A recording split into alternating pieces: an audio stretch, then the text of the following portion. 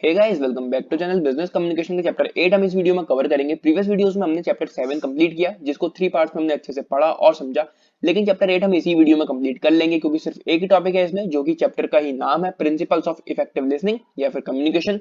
तो अगर चैप्टर 7 की कोई भी वीडियो आपकी मिस हो गई तो पहले उसको जाके देखें, फिर इस वीडियो को कंटिन्यू करें, क्योंकि चैप्टर 8 को अच्छे से समझने के लिए चैप्टर 7 के टॉपिक समझने जरूरी है। तो बढ़ते हैं आगे उन प्रिंसिपल्स की तरफ। जल्दी से पेन और कॉपी लेके बैठ जाओ और साथ में नोट्स बनाना शुरू कर दो। अब तक बिजनेस कम्युनिकेशन के 7 चैप्टर्स कंप्लीट करके एक बात आपको भी समझ आ गई होगी कि अगर हमें बिजनेस के गोल्स को, ऑब्जेक्टिव्स को अचीव करना है, तो एक बेस्ट कम्युनिकेशन सिस्टम की जरूरत हमें वहां पर होगी। बिजनेस में जो भी काम होने हैं वो काम तभी तो हो पाएंगे जब लोगों को पता होगा कि हमें क्या काम करना है, और उन्हें क्या काम करना है ये उन्हें तब पता चलेगा जब एक अच्छा कम्युनिकेशन सिस्टम वहां पर अवेलेबल होगा। तो एक कम्युनिकेशन सिस्टम को बेस्ट हम तब बना सकते हैं जब हम कुछ प्रिंसिपल्स को फॉलो करें। अब वो प्रिंसिपल कौन से हैं, उन्हीं के बारे में यहाँ पर हम बात करने वाले हैं। नंबर 1 प्रिंसिपल हमारा क्लैरिटी। जो भी बात सेंडर एक रिसीवर को बता रहा है, जो भी मैसेज है, जो भी इंफॉर्मेशन है, वो पूरी तरह से क्लियर होनी चाहिए, रिसीवर को वो बात समझ में आए, तो वो क्लैरिटी हो गई। ठीक है, इसको थोड़ा सा पढ़ते हैं। Each part of the communication should be clear so that concern person understand the message in the same form, meaning and spirit in which it has been communicated. तो क्लैरिटी वहां पर होनी चाहिए। जो मैसेज जिस तरह से बोला गया है, जो उस मैसेज का मीनिंग है, उसी तरह से वो मैसेज उसके पास तक पहुंचे और वही मीनिंग उसको भी समझ में आए जो आप बताना चाह रहे हो। For clarity in communication it is necessary to have the following. अगर आपको कम्युनिकेशन में क्लैरिटी चाहिए तो कुछ चीजों को आपको ध्यान में रखना है, जैसे कि क्लैरिटी ऑफ थॉट। जो भी दिमाग में आपके आइडिया है, ठीक है, वो आपको क्लियर होना चाहिए। क्या आइडिया है उस कम्युनिकेशन का, ठीक है, आप क्या बताना चाहते हो, क्या आइडिया आप देना चाहते हो सामने वाले को, तो उस थॉट की क्लैरिटी आपके दिमाग में होनी चाहिए। Clarity of expression. जो भी आप एक्सप्रेशन दोगे, चाहे वो फेशियल एक्सप्रेशन हो गए, चाहे वो आपकी बॉडी मूवमेंट हो गई, तो वो पूरी तरह से क्लियर होने चाहिए, सामने वाला कुछ और मीनिंग उसका ना समझ ले। तो आपको ध्यान रखना है जो भी आपके एक्सप्रेशन है वो पूरी तरह से क्लियर होनी चाहिए। नंबर 3 है avoid meaningless word. Meaningless words आपको अवॉइड करना है, ठीक है, जिनका कोई मीनिंग ही ना हो, ऐसे वर्ड्स आपको यूज नहीं करने।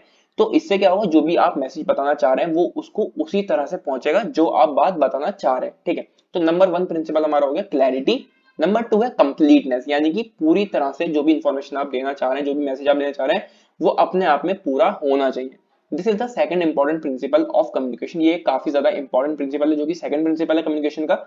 Business communication should always be complete in itself. जो भी कम्युनिकेशन प्रोसेस चल रहा है दोनों लोगों के बीच में, या 2 3 4 जितने भी लोग हैं, वो अपने आप में कंप्लीट होना चाहिए। वो मैसेज कंप्लीट होना चाहिए, वो इन्फॉर्मेशन कंप्लीट होनी चाहिए जो भी आप रिसीवर को बता रहे हो या फिर रिसीवर आपको बता रहा है, तभी वो कम्युनिकेशन प्रोसेस आगे चलेगा। The following point should be kept in mind for completeness. कुछ पॉइंट्स आपको ध्यान में रखने हैं अगर आपको उस मैसेज को, उस इन्फॉर्मेशन को कंप्लीट बनाए रखना है। नंबर 1 पॉइंट है to whom the message is being sent. आपको पहले ये चीज क्लियर करनी है अपने दिमाग में कि वो मैसेज या फिर जो भी इंफॉर्मेशन आपके पास है वो किसको भेजनी है, किसको बतानी है, ये आपको क्लियर होना चाहिए उस मैसेज की कंप्लीटनेस के लिए। नंबर 2 जो चीज आपको ध्यान में रखनी है वो है व्हाट इज द मैसेज। क्या मैसेज, क्या इंफॉर्मेशन आपको देनी है, वो आपको क्लियर हो। Where the message is to be sent, वो मैसेज आपको कहाँ भेजना है, किसे भेजना है, वो चीजें आपको क्लियर होनी चाहिए। नेक्स्ट है when the message is to reach and should it be sent. कब वो मैसेज आपको पहुंचाना है और क्या वो मैसेज आपने भेज दिया है या फिर नहीं, ये आपको क्लियर हो। Next, what is the reason for the message. अब जो भी आप मैसेज, जो भी इंफॉर्मेशन आप सामने वाले तक पहुंचा रहे हो, उसका रीजन क्या है। जब ये सारे पॉइंट्स आपको क्लियर होंगे तो कंप्लीटनेस उस कम्युनिकेशन प्रोसेस में आ जाएगी। ठीक है, नंबर 2 प्रिंसिपल हमारा हो गया कंप्लीटनेस। बात करते हैं नंबर 3 प्रिंसिपल की, जो कि हमारा कंसाइसनेस। कंसाइसनेस यानी कि भी मैसेज, जो भी इंफॉर्मेशन आप सामने वाले को देना चाह रहे हो, वो आप उसको शॉर्ट में बताओ, ठीक है, और उसको क्लियर भी वो चीजें सारी हो जाए। The message should be brief. जो मैसेज है वो ब्रीफ होना चाहिए। Unnecessary word should be avoided to save the time of the sender and the receiver. जो अननेसेसरी वर्ड्स हैं, जो मीनिंगलेस वर्ड्स हैं, उनको आप अवॉइड करें, उनको आप यूज ना करें, जिससे कि आपका भी टाइम बचे और रिसीवर का भी टाइम बचे। Effort should be made to include all the necessary contents in the shortest possible message. तो आपको कुछ एफर्ट्स लगाने पड़ेंगे जो भी इंफॉर्मेशन आप सामने वाले तक पहुंचाना चाहते हैं, जिससे कि आप उस मैसेज को या फिर उस इंफॉर्मेशन को शॉर्ट में बता सकें, सामने वाले को समझा भी सके और आप दोनों का टाइम भी बच जाए। राइट। नंबर 4 प्रिंसिपल हमारा कंसिडरेशन। अभी कोई एग्जांपल लेकर समझते हैं। मान लो आपको आपके फ्रेंड से कोई हेल्प चाहिए, आप उसके पास गए। जो आपका फ्रेंड है वो रिसीवर है और आप एक सेंडर है, ठीक है। तो रिसीवर को ये पता होना चाहिए कि जो उसका फ्रेंड उससे हेल्प लेने आया है वो उससे क्या एक्सपेक्ट कर रहा है, क्योंकि आप अपने फ्रेंड के पास इसलिए गए क्योंकि आपको उम्मीद है कि वो आपकी हेल्प कर देगा। तो रिसीवर यानी कि जो आपका फ्रेंड है उसे भी पता होना चाहिए कि मेरे से क्या चीज एक्सपेक्ट करी जा रही है। अगर मेरा फ्रेंड मेरे से कोई हेल्प मांग रहा है तो मैं उसकी हेल्प करूं। इसके लिए आपको कुछ चीजें ध्यान में रखनी है। जो मैसेज है वो आपका इफेक्टिव होना चाहिए। नंबर 1 पॉइंट हमारा the message should be effective. जो भी मैसेज आप उसको बताने गए हो, जो भी इंफॉर्मेशन आप उसको देने गए हो, हेल्प लेने गए हो, तो वो इफेक्टिव होना चाहिए। कुछ ऐसी हेल्प आप उससे ना मांग लो जो वो नहीं कर सकता। राइट। नंबर 2 है हमारा positive approach with sufficient fact should be given importance. हमने इससे पहले वाली वीडियोस में भी जाना था कि एक पॉजिटिव अप्रोच आपको कम्युनिकेशन में रखनी है, ठीक है, बिल्कुल भी नेगेटिव आपको नहीं होना है, क्योंकि नेगेटिविटी हमेशा चीजें खराब कर देती है।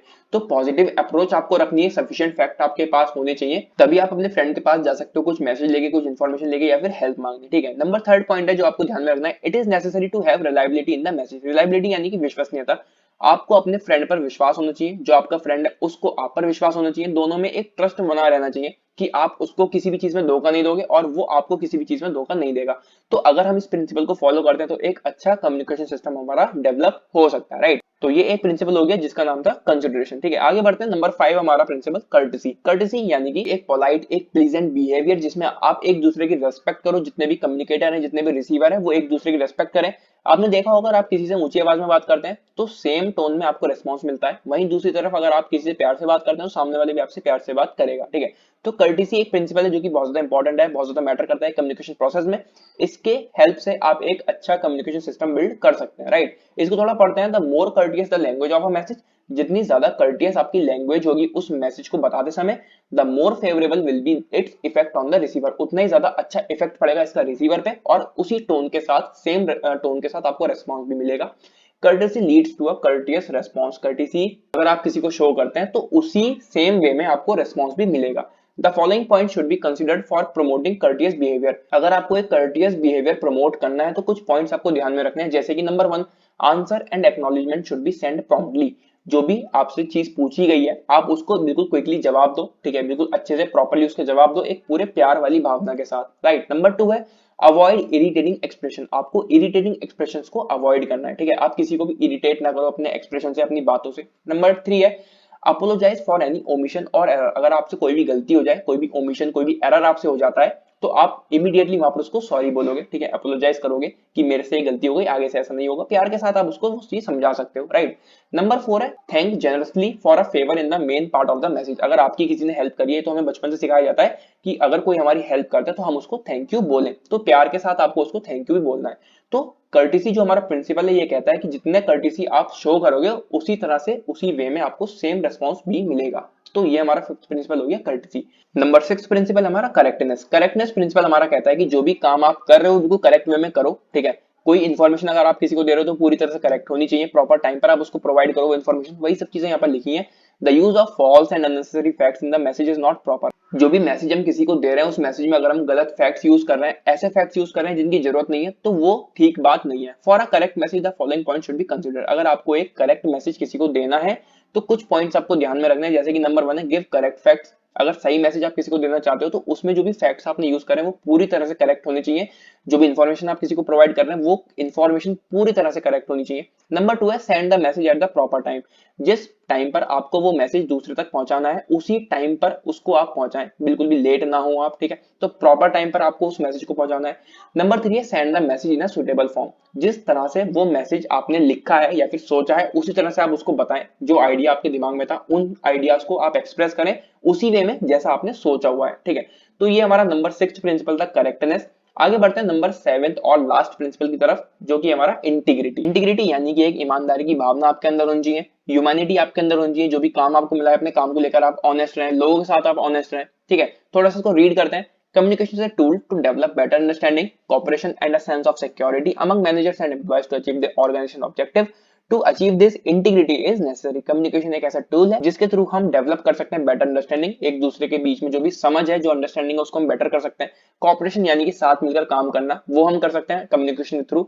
And a sense of security among managers and employees. Managers और एम्प्लॉयज के बीच में एक सेंस ऑफ सिक्योरिटी डेवलप होती है। अगर ये सब चीजें आपके पास हैं तो ऑर्गेनाइजेशन के सारे ऑब्जेक्टिव्स आप अचीव कर सकते हो। लेकिन अगर इनमें से कोई भी चीज आपके पास नहीं है तो इंटीग्रिटी लानी वहां पर बहुत ज्यादा जरूरी है। इंटीग्रिटी यानी कि एक ह्यूमैनिटी आपके अंदर होनी चाहिए, एक ऑनेस्टी आपके अंदर होनी चाहिए। जब ये दो चीजें आपके अंदर होंगी तो ये सब चीजें भी वहां पर आ जाएंगी, right. It makes it easy to fulfil the objectives of the organisation. अगर बिजनेस के सभी लोगों में अच्छी अंडरस्टैंडिंग डेवलप हो जाए, साथ मिलकर काम करने वाली फीलिंग उनमें आ जाए, तो बिजनेस के सभी ऑब्जेक्टिव्स को बहुत इजीली फुलफिल वो कर सकेंगे। Every message has to pass through different levels. अच्छा, एक चीज और भी है यहाँ पर जो कि बहुत ज्यादा इंपॉर्टेंट है और वो इंटीग्रिटी प्रिंसिपल में ही आती है। जितनी भी एक्टिविटीज एक बिजनेस के अंदर हो रही हैं उसके बारे में हर किसी को पता होना चाहिए, चाहे वो टॉप लेवल पर काम करने वाला इंसान हो, चाहे वो मिडिल लेवल का हो, चाहे वो लोअर लेवल का हो। मतलब कि टॉप लेवल वाले मैनेजर से लेके लोअर लेवल के वर्कर्स तक सबको ये चीज पता होनी चाहिए कि क्या एक्टिविटीज कैसे कैसे उस बिजनेस के अंदर हो रही है। जब सबको खबर होगी तब वो अपने काम को और ज्यादा अच्छे से कर पाएंगे। सब चीजों की इन्फॉर्मेशन होनी भी उनको जरूरी है, ठीक है। जैसे यहाँ पर इन्होंने लिखा है number 1 general manager, number 2 deputy general manager, number 3 departmental manager, number 4 senior officer और नंबर 5 सुपरवाइजर। तो ये एक इन्होंने चेन बना दी जिसमें मैनेजर्स हैं और कुछ ऑफिसर है फिर सुपरवाइजर है। तो यहाँ पर इन्होंने एग्जाम्पल बताया है, suppose the general manager receives a message and conveys it to the supervisor through deputy general manager. DY में कंफ्यूज मत होना, डीवाई यानी कि डिप्टी जनरल मैनेजर। ये कह रहे हैं कि मान लो जनरल मैनेजर को कोई रिसीव हुआ मैसेज, टॉप लेवल से उनको कोई मैसेज मिला जनरल मैनेजर को, उसने वो मैसेज कन्वे कर दिया सुपरवाइजर को। मतलब कि जनरल मैनेजर को कोई मैसेज मिला और उसने सुपरवाइजर को कन्वे कर दिया डिप्टी मैनेजर की हेल्प से। बच कौन कौन गया? डिपार्टमेंटल मैनेजर बच गए, सीनियर ऑफिसर बच गए, इनको इस बारे में कोई खबर नहीं हुई। जनरल मैनेजर को मैसेज मिला, उसने डिप्टी जनरल मैनेजर के थ्रू सुपरवाइजर तक वो मैसेज पहुंचा दिया। बीच में जो ये दो लोग थे इनको कुछ जानकारी नहीं थी उस बारे में। This process is wrong because it should reach the supervisor through deputy general manager. ये प्रोसेस बहुत ज्यादा गलत है क्योंकि ये जो मैसेज है, जो इन्फॉर्मेशन है, वो डायरेक्ट सुपरवाइजर तक पहुंच गई डिप्टी जनरल मैनेजर के थ्रू, ठीक है। If other officers are ignored then it will be harmful to the organisation. अब ये जो दो ऑफिसर हमारे इग्नोर हो गए, जो हमारा डिपार्टमेंटल मैनेजर ये भी इग्नोर हो गया और सीनियर ऑफिसर है इनको भी कोई खबर नहीं है उस इन्फॉर्मेशन के बारे में, तो ये काफी ज्यादा हार्मफुल हो सकता है उस ऑर्गेनाइजेशन के लिए। अगर एक चेन बनी हुई है तो उस चेन में जितने भी लोग हैं, जितने भी मैनेजर्स हैं, जितने भी ऑफिसर हैं, जितने भी एम्प्लॉयज हैं, सबको उस एक्टिविटी के बारे में, उस इंफॉर्मेशन के बारे में, अगर वो बिजनेस से रिलेटेड है तो पता होना ही चाहिए, राइट। अगर किसी को पता नहीं चलता तो वो हार्मफुल होगा उस बिजनेस के लिए, राइट। तो ये थे कुछ प्रिंसिपल्स, अगर हम इनको फॉलो करते हैं अपने बिजनेस के अंदर तो एक अच्छा कम्युनिकेशन सिस्टम हम डेवलप कर सकते हैं। वही चीजें यहाँ पर लिखी है। The above analysis clarifies that communication must possess honestly, ठीक है, जो भी हमारा कम्युनिकेशन है वो पूरी ऑनेस्टी के साथ होना चाहिए, कंसिडरेशन उसमें होना चाहिए, रिलायबिलिटी उसमें हो, करेक्टनेस हो, कर्टेसी हो, क्लैरिटी हो, इंटीग्रिटी हो और कंप्लीटनेस होनी चाहिए, ठीक है। तब वो हमारा एक इफेक्टिव कम्युनिकेशन बन सकता है, इफेक्टिव लिसनिंग हमारी वहां पर हो सकती है। If these qualities are not present in the communication system, अगर उस कम्युनिकेशन सिस्टम में ये सारी क्वालिटीज नहीं है, then it becomes defective and ineffective. तो वो जो हमारा कम्युनिकेशन सिस्टम है वो पूरी तरह से डिफेक्टिव हो जाएगा और इनइफेक्टिव यानी कि काम नहीं करेगा, ठीक। तो ये कुछ प्रिंसिपल थे, integrity, correctness, courtesy, conciseness, consideration, clarity और कंप्लीटनेस, ठीक है। तो ये कुछ प्रिंसिपल्स हमने जाने इफेक्टिव लिसनिंग के या फिर कहते हैं इफेक्टिव कम्युनिकेशन के। अगर हमें बिजनेस के सारे ऑब्जेक्टिव्स को इजीली अचीव करना है तो इन प्रिंसिपल्स को फॉलो करके एक अच्छा कम्युनिकेशन सिस्टम हम डेवलप कर सकते हैं और अपने ऑब्जेक्टिव्स को अचीव कर सकते हैं, राइट। तो इस वीडियो बस इतना ही। चैप्टर 8 हमारा इस वीडियो के साथ कंप्लीट हो गया, जिसका नाम है प्रिंसिपल्स ऑफ इफेक्टिव लिसनिंग या फिर कम्युनिकेशन। काफी ज्यादा इंपॉर्टेंट टॉपिक है, प्रिंसिपल्स आपसे पूछे जा सकते हैं 8 मार्क्स में, 10 मार्क्स में बहुत इजीली, राइट। तो अगर आपने नोट्स बनाया तो बहुत ज्यादा अच्छी बात है, अगर नहीं बनाया तो टेलीग्राम चैनल ज्वाइन कर लो, डिस्क्रिप्शन में लिंक है। टेलीग्राम चैनल पर आपको नोट्स बिल्कुल फ्री में अवेलेबल हो जाएंगे, राइट।